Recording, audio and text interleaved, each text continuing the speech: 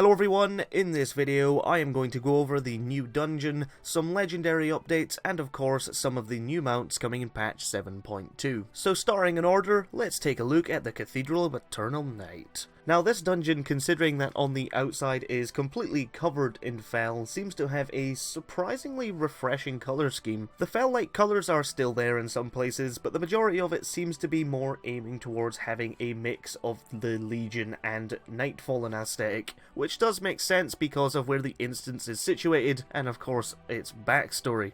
Overall, the dungeon looks awesome. It was very different to the other dungeons that have been added in Legion, and definitely is following in New Karazhan's footsteps. In fact, this dungeon is actually pretty interesting as well for lore fans, as there are a few little things here and there that may help build up what is coming in the future patches, and perhaps even a few helpful hints towards the next expansion. Unfortunately, I didn't get to fully test the dungeon because of a bug where you can no longer enter instances, so that's why this segment is a little lackluster, and I'll probably upload another preview whenever I can actually get in. Moving on to the legendary updates, it turns out that the item tokens that you will be able to buy on the Broken Shore will actually have a chance to give you a legendary item. However, the legendary item you receive will be applicable to that gear slot that you bought it for, meaning that if you bought a helmet token and received a legendary, it would be for that slot and so on. I guess this is kind of a solution to getting random legendaries rather than being able to select them, but personally I think it would probably be better to have a system that applies to all sets of content and not just from a gear token vendor. But with that aside, this will definitely be useful for alts. Assuming they once again up the legendary chance for them as part of the catch-up system, this may be a pretty reliable way to not just get a legendary, but aim for the ones that are going to be the most beneficial for that character. But anyway, it's still the PTR, so we will just have to wait and see what happens. They may expand on it across all content, but it's still a very nice feature even if they don't. On to the new mounts, specifically the ones being added to a new reward set called Paragon Caches. How these caches work is you will be gaining rep for factions on the Broken Isles, and when you hit Exalted with a faction, all of the reputation you earn beyond that will count towards a Paragon Cache. These caches seem similar to the Daily Emissary caches, but have much greater rewards. As of now, there aren't many confirmed rewards from the caches, apart from the mounts themselves, but I can imagine gear and legendaries